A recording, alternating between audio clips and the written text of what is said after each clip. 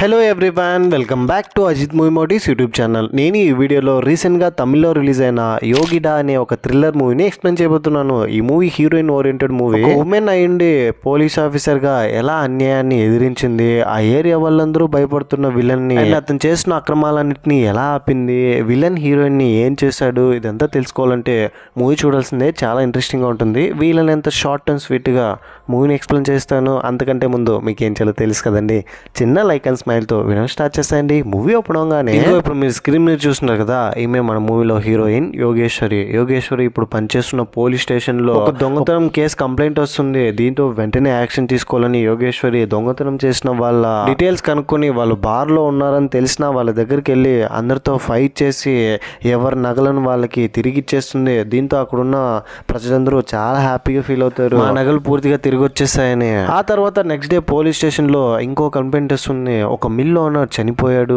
ఆత్మహత్య చేసుకుని. ఈ కేసుని ఇన్వెస్టిగేషన్ చేయడానికి నెక్స్ట్ డే యోగేశ్వరి వెళ్తుంది. క్రైమ్ స్పాట్ని అబ్జర్వ్ చేసిన తర్వాత అక్కడున్న థింగ్స్ అన్నింటినీ వాళ్ళ డిపార్ట్మెంట్ తీసుకున్న తర్వాత యోగేశ్వరి ఏం చేస్తుందంటే చనిపోయిన వాళ్ళ భార్య కొడుకు ఎలా ఫీల్ అవుతున్నారో గమనిస్తుంది. ఇద్దరు నైట్ వరకు బాగానే ఉన్నాడు, సడన్గా పొద్దున్నే లేచేసరికి గన్తో షూట్ చేసుకొని చనిపోయాడని ఏడుస్తూ ఉంటారు. అంతా అబ్జర్వ్ చేసిన తర్వాత చనిపోయిన అతను భార్య కొడుకుని ఇన్వెస్టిగేషన్ చేయాలని పోలీస్ స్టేషన్ పిలిస్తే మేము రాము, మా పరువు ఏమవుతుంది, మేము మా కారులో వస్తామనంటే సరే నేను కూడా మీ కారులోనే వస్తానని వాళ్ళతో పాటు వెళ్తూ చెప్పండి మిస్టర్ అరుణ్ గారు, మీ నాన్నని మీరే కదా చంపేశారని అంటాడు. దీంతో అతని కోపం వచ్చి ఏంటి మేడం మీరు, మేము ఎవరో తెలుసా, ఎక్కడ ఎలా ఎవరితో మాట్లాడాలో తెలుసుకోండి, మా నాన్నని నేనెలా చంపుకుంటానని చెప్తే యోగేశ్వరి చిన్న స్మైల్ ఇస్తుంది. దాంతో లోపల ఉన్న తన భార్య నిజంగానే నువ్వే చంపేశావేంట్రా అని అంటుంది. ఇక్కడే రివీల్ ఏంటంటే చనిపోయిన అతనికి ఇద్దరు భార్యలో ముందు భార్యకు పుట్టిన కొడుకే. ఇప్పుడు ఆమె కోపం వచ్చింది, నీకు మీ నాన్నకి ఆస్తి గొడవలు ఉన్నాయి కదా,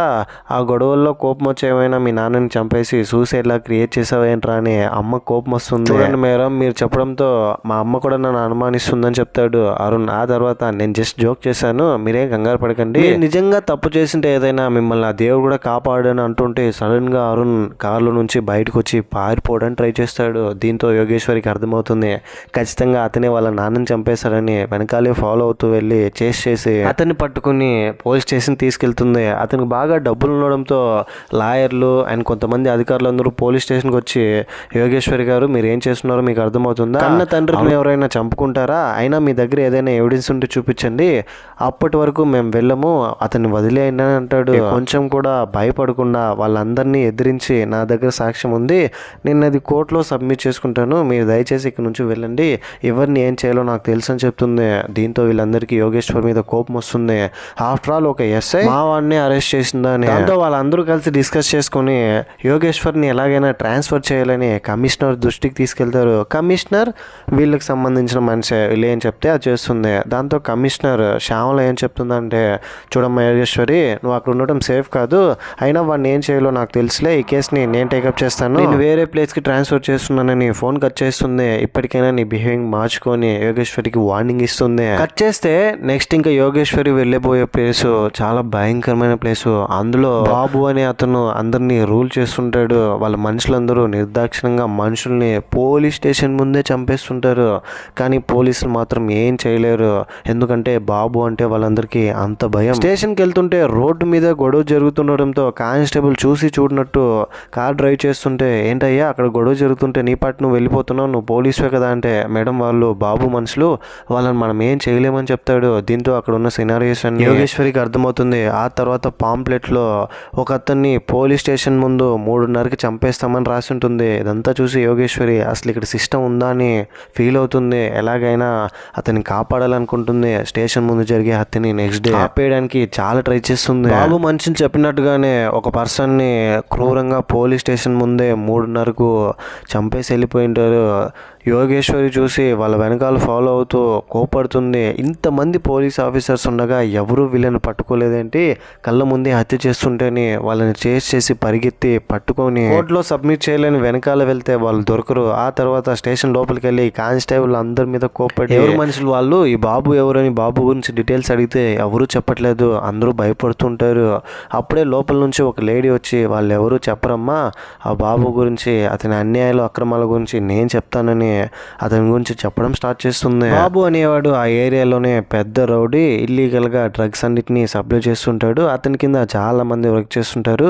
అతనంటే ఊర్లో ఉన్న వాళ్ళందరూ భయపడుతూ ఉంటారు. అతను మీరేం చేయలేరమ్మా అని చెప్తుంది. ప్రజలందరూ చెప్పేదంతా విన్న తర్వాత బాబుకి ఎలాగైనా వార్నింగ్ ఇచ్చి రావాలని బాబు వాళ్ళ ఇంటి దగ్గరికి వెళ్ళి ఇంతకు ముందు హత్య చేసి వచ్చింటారు కదా పోలీస్ స్టేషన్ దగ్గరికి వచ్చి వాళ్ళని సీసీ కెమెరా ఫుటేజ్ లో చూసి వాళ్ళని మాత్రం పంపించే, నీకు నువ్వుగా వాళ్ళని పంపిస్తే సరే, లేదంటే నా స్టైల్లో తీసుకుపోవాల్సి ఉంటుంది, ఆలోచించుకొని ఇక మీదట నీ అన్యాయాలు అక్రమాలన్నిటిని ఆపేయాలి, ఈ యోగేశ్వరి వచ్చిన తర్వాత నీ వార్నింగ్ ఇచ్చి వెళ్తుంది.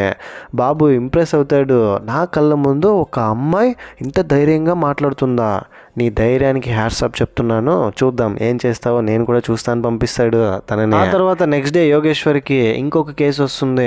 ఎగ్జామ్ హాల్లో కొంతమంది వాళ్ళ పిల్లలకు మాత్రం హెడ్ ఫోన్స్ ఇచ్చి చెప్పిస్తున్నారు, అంటే ఆన్సర్స్ అన్ని ఫోన్ కాల్ రూపంలో. ఈ ఇన్ఫర్మేషన్ తెలుసుకున్న తర్వాత యోగేశ్వరి వెళ్ళి వాళ్ళని పట్టుకొని అక్కడున్న ఇన్విజిలేటర్స్ ని విచారిస్తే వాళ్ళు బాబు మనుషులని తెలుస్తుంది. ఇదే సరైన అవకాశం అని వాళ్ళిద్దరిని అరెస్ట్ చేసి స్టేషన్ లోకి వెళ్ళిన తర్వాత సడన్ గా అక్కడికి కమిషనర్ వచ్చి, నువ్వు అక్కడుండి సమస్యలు తీసుకొస్తున్నావు అంటే ఇక్కడికి వచ్చి మళ్ళీ సమస్యల్లో ఇరుక్కుంటున్నావు, అనవసరంగా నువ్వు కొన్ని విషయాల్లో జోక్యం చేసుకోకు, నువ్వు తీసుకొచ్చిన పిల్లల్ని లెక్చరర్స్ ని పంపించే, వాళ్ళు ఎగ్జామ్ రాయాలని అంటే నేను ఎందుకు పంపించాలి మేడం, వాళ్ళు తప్పు చేస్తున్నారని ఎవిడెన్స్ తో, ఇలాంటి వాళ్ళను ఊరికే వదలకూడదు మేడం, ఇప్పుడు వీళ్ళని వదిలేస్తే వాళ్ళు ఈజీగా పాస్ అయిపోయి పెద్దయిన తర్వాత క్రిమినల్స్ గా మారే అవకాశం ఉందని చెప్తుంది. ఇక్కడే రివీల్ అయ్యే ట్విస్ట్ ఏంటంటే వచ్చిన కమిషనర్ కి బాబుకి లింక్ ఉంటుంది, వాళ్ళిద్దరూ క్లోజ్ గా ఉంటారు. బాబు చెప్పిన దాని ప్రకారమే కమిషనర్ నడుచుకుంటుంది. ఇప్పుడు యోగేశ్వరిని తిట్టి వాళ్ళిద్దరిని బయటికి తీసుకురావడానికి ట్రై చేస్తుంది. ఆ తర్వాత నెక్స్ట్ డే యోగేశ్వరి వాకింగ్ వెళ్తుంటే సడన్ గా కొంతమంది యోగేశ్వరి మీద అటాక్ చేస్తారు. యోగేశ్వరికి ఫైట్ వచ్చి కాబట్టి తన మాసం క్లాస్ చూపించి వాళ్ళందరితో ఫైట్ చేసి వచ్చింది బాబు మనుషులని తెలుసుకుని నేరుగా బాబు దగ్గరికి వెళ్ళి చైర్ మీద కూర్చొని సిగరెట్ తాగుతూ, ఇలాంటి చీప్ ట్రిక్స్ నా దగ్గర ప్లే చేయకని వార్నింగ్ ఇచ్చి వస్తుంది. ఏమనుకుంటున్నావు, ఈ ఏరియా వాళ్ళందరూ నేను చూసి భయపడతావు అనుకుంటున్నావు, కానీ నిజానికి అందరూ భయపడినా నేను భయపడను, నా కళ్ళల్లో నేను చూస్తే భయం కనిపించట్లేదు, నీ మీద ఉన్న కోపం పొగరే కనిపిస్తుంది కదా అని తనకి వార్నింగ్ ఇచ్చి వచ్చిన తర్వాత బాబు కోపం వచ్చి నెక్స్ట్ డే యోగేశ్వరి మళ్ళీ వాకింగ్కి వస్తుంటే కార్లో వచ్చి గుద్దేసి వెళ్ళిపోతాడు. యోగేశ్వరి రోడ్డు మీద పడిపోయి ఉంటుంది. యాక్సిడెంట్ చేసింది ఎవరో కాదు బాబునే. కార్ తీసుకొచ్చి యోగేశ్వరిని గుద్దేసింటాడు. యాక్సిడెంట్ అయిన తర్వాత చుట్టుపక్కల వాళ్ళు చూసి యోగేశ్వరి ప్రాణాలతో ఉందని తెలుసుకుని హాస్పిటల్లో జాయిన్ చేస్తారు. హాస్పిటల్లో ఉన్న యోగేశ్వరి దగ్గరికి మళ్ళీ కమిషనర్ వచ్చి, చూడమ్మా యోగి, నేను ఎవరు యాక్సిడెంట్ చేశారమ్మా, నీకు ఎవరి మీదైనా అనుమానంగా ఉందా చెప్పమ్మా, నేను యాక్షన్ తీసుకుంటాను, నేను కూడా ఇప్పటి నుంచి నిజాయితీగా ఉంటానని కొంచెం ఫన్ టోన్లో మాట్లాడుతుంది. యోగేశ్వరికి అటాక్ చేసింది ఎవరో తెలుసు కాబట్టి యాక్సిడెంట్ చేసింది, కమిషనర్ తో చెప్పినా కూడా ఉపయోగం లేదని ఆలోచిస్తుంటే సడన్ గా అక్కడికి బాబు వస్తాడు. బాబు వచ్చి స్మైల్ ఇస్తూ, ఇప్పటికైనా అర్థమైందా, నన్ను చూసి భయపడు, ఊర్లో ఉన్న వాళ్ళందరూ భయపడితే నీకు నొప్పి అంటే నేనేంటో తెలుసుకొని వార్నింగ్ ఇచ్చి వెళ్తాడు. డాక్టర్ యోగేశ్వరి రికవర్ అవడానికి 3 months టైం పడుతుందని చెప్తారు. కానీ యోగేశ్వరి మాత్రం తన డిసిప్లిన్ అండ్ కేరింగ్ తో 1 month లోనే రికవర్ అయ్యి మళ్ళీ కాకి చొక్కా వేసి, మేడం నేను డ్యూటీలో మళ్ళీ జాయిన్ అవుతానని చెప్తుంది. దీంతో కమిషనర్ షాక్ అవుతుంది. ఏంటి అమ్మ ఇంత పట్టుదలతో ఉంది, 3 months వరకు బయటకే రాదనుకున్నాను, హాస్పిటల్ నుంచి 1 monthకే వచ్చేసింది ఏంటి, సరే లేని ఇన్ని రోజులు స్టేషన్ చాలా ప్రశాంతంగా ఉంది, లేనిపోని సమస్యలు అంటూ ఏం రాలేదు, నువ్వు వెళ్ళిన తర్వాత మళ్ళీ ఏదైనా సమస్య పెట్టుకోకు, నీకే ప్రాబ్లం అవుతుంది, నేనేం చెప్తున్నానో నీకు అర్థమవుతుంది కదా అని కళ్ళలో చూసి హింట్ ఇచ్చి మళ్ళీ డ్యూటీలో జాయిన్ అవ్వమంటుంది. ఆ తర్వాత యోగేశ్వరి నేరుగా స్టేషన్లోకి వెళ్ళి అక్కడున్న కానిస్టేబుల్స్తో, నేను లేని టైంలో అందరూ లంచాలు తీసుకున్నారు, ఒక్క కేసును కూడా సీరియస్గా తీసుకుని టేకప్ చేసి సాల్వ్ చేయలేదు, ఇక్కడ నుంచి ఇవన్నీ మానేయాలి, అందరూ న్యాయబద్ధంగా లంచాలు తీసుకోకుండా గవర్నమెంట్ నుంచి మీరు తీసుకుంటున్న డబ్బుకి న్యాయం చేయాలని వార్నింగ్ ఇస్తుంది. అదే టైంలోనే యోగేశ్వరికి హరీష్ అనే ఒక అతను ఫోన్ చేసి, మేడం మిమ్మల్ని కలవాలి, ఒక ఇంపార్టెంట్ విషయం మాట్లాడాలని యోగేశ్వరి దగ్గరికి వచ్చి, బాబు గురించి ఒక నిజం చెప్పాలి మేడం, బాబు ఎవరో ఒక అతనితో కాంటాక్ట్లో ఉన్నాడు, అతని కాల్ రికార్డ్స్ అన్ని నేను చెక్ చేసిన తర్వాత అతను ఇల్లీగల్గా కంటైనర్లో డ్రగ్స్ ఇక్కడికి తీసుకొస్తున్నాడని తెలిసింది, మీరు బాబుకి అగైనెస్ట్గా ఉన్నారనే సరైన పోలీస్ ఆఫీసర్ మన ఏరియాకి వచ్చారన్న ధైర్యంతో ఇదంతా చెప్తున్నాను, నాకు ఎలాంటి ప్రాబ్లం రాకుండా చూసుకోండి, ఎలాగైనా ఆ కంటైనర్ని పట్టుకోండి, మన ఏరియాలో క్రైమ్ నాపమని చెప్తాడు. ఇదే సరైన అవకాశం అని యోగేశ్వరి బాబు కోసం అతన్ని ఎలాగైనా రెడ్ హ్యాండెడ్గా పట్టుకోవాలి ఎవిడెన్స్తో వెయిట్ చేస్తూ ఉన్నప్పుడు ఈ అవకాశం దొరకడంతో నేరుగా కంటైనర్ వస్తున్న ప్లేస్కి వెళ్ళి తనే రెడ్ హ్యాండెడ్గా లోపల ఉన్న సరుకులన్నింటినీ తీసి ఫొటోస్ క్యాప్చర్ చేసి మీడియా వాళ్ళకి చెప్పి వాళ్ళందరినీ అరెస్ట్ చేసి తీసుకెళ్తుంది. ఇక్కడే రివీల్ అయ్యే ట్విస్ట్ ఏంటంటే తను తీసుకొచ్చిన సరుకుని అక్కడికక్కడే కాల్ చేస్తుంది నిప్పుతో. ఈ విషయం తెలిసిన తర్వాత బాబు చాలా ఫ్రస్ట్రేట్ అవుతాడు. ఒక అమ్మాయి నన్ను ఇంత కిందకి నెట్టడానికి ప్రయత్నిస్తుందని మినిస్టర్తో చెప్తే మినిస్టర్కి ఇందులో సంబంధం ఉండడంతో నేరుగా మినిస్టర్ యోగేశ్వర్ని కలవాలని ఫోన్ చేసి యోగేశ్వరి దగ్గరికి వచ్చి, నీ గురించి విన్నానమ్మా, చాలా స్ట్రిక్ట్ ఆఫీసర్ అంట, ఏరియాలో ఉన్న వాళ్ళందరూ మీరు వచ్చిన తర్వాత చాలా హ్యాపీగా పీస్ఫుల్గా ధైర్యంగా ఉన్నారంట, సర్లే కాఫీ తీసుకోమ్మా అని